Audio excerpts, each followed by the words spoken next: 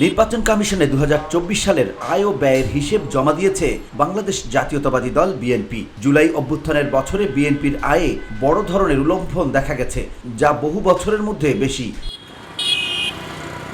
রোববার সকালে বিএনপির জ্যেষ্ঠ যুগ্ম মহাসচিব রুহুল কবির রিজভীর নেতৃত্বাধীন একটি প্রতিনিধি দল ইসি সচিব আক্তার আহমেদের কাছে 2024 পঞ্জিকা বছরের আর্থিক বিবরণী জমা দেন।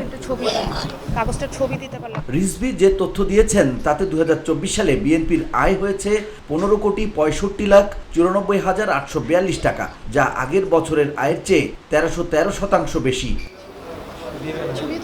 2024 সালের 7 জানুয়ারির নির্বাচন বিএনপি বর্জন করলেও ব্যয় বেড়ে হয়েছে 4,80,04,820 টাকা। দলের হিসেবে জমা আছে 10,85,90,019 টাকা।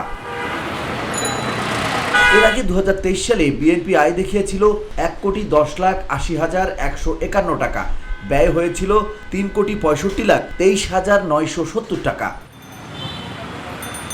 সাংবাদিকদের সঙ্গে আলাপকালে রিজভী বলেন, সদস্যদের মাসিক চাঁদা, বই পুস্তক বিক্রয়, ব্যাংক সুদ, এককালীন অনুদান থেকে আয় হয়েছে।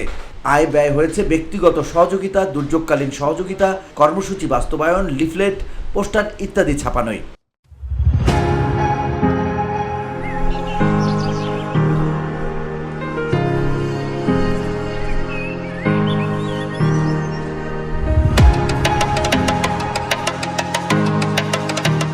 তিনি আরও বলেন, যারা গণতন্ত্রকে ধ্বংস করেছিল তারা নির্বাচন বানচালে চক্রান্ত করতে পারে, সেগুলো সরকারকে মোকাবেলা করতে হবে।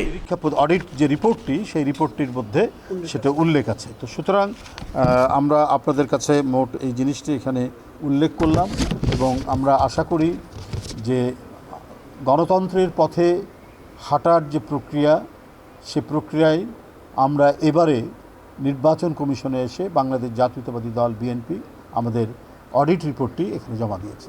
অতীতে মেরুদণ্ডহীন লোকদের নির্বাচন কমিশনে নিয়োগ দিয়ে আওয়ামী লীগ কারচুপির ভোট করেছিল বলে অভিযোগ করেন রুহুল কবির রিজভী। বন্ধুরা, আপনারা জানেন ইতিপূর্বে এই নির্বাচন কমিশন তার যে প্রাতিষ্ঠানিক স্বাধীনতা, সেই স্বাধীনতা হারিয়ে ফেলেছিল। প্রতিষ্ঠানটি হয়েছিল নির্বাহী বিভাগ তথা নির্বাহী বিভাগের যিনি প্রধান এবং যে নির্বাহী বিভাগটি একেবারেই অনির্বাচিত এবং অনেকটা গায়ের জোরে ফ্যাসিবাদী ক্ষমতার জোরে ক্ষমতায় ছিলেন, তাদের যে ফ্যাসিবাদী যে অস্ত্রের একটি প্রতিষ্ঠান হিসেবেই এটা তারা গড়ে তোলার চেষ্টা করেছে।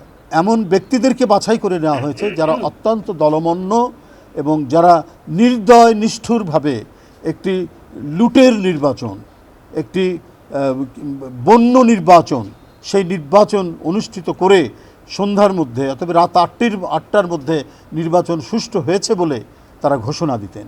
এই সমস্ত মেরুদণ্ডহীন, এই সমস্ত চাকরিলোভী লোকদেরকে দিয়ে নির্বাচন কমিশন গঠন করা হয়েছিল। তিনি বলেন, নির্বাচন নিয়ে যে কোনো ষড়যন্ত্র প্রতিহত করবে ইসি। আস্থার প্রতিষ্ঠান হবে নির্বাচন কমিশন। বিএনপি এমনটাই প্রত্যাশা করে। VOD Bangla news desk.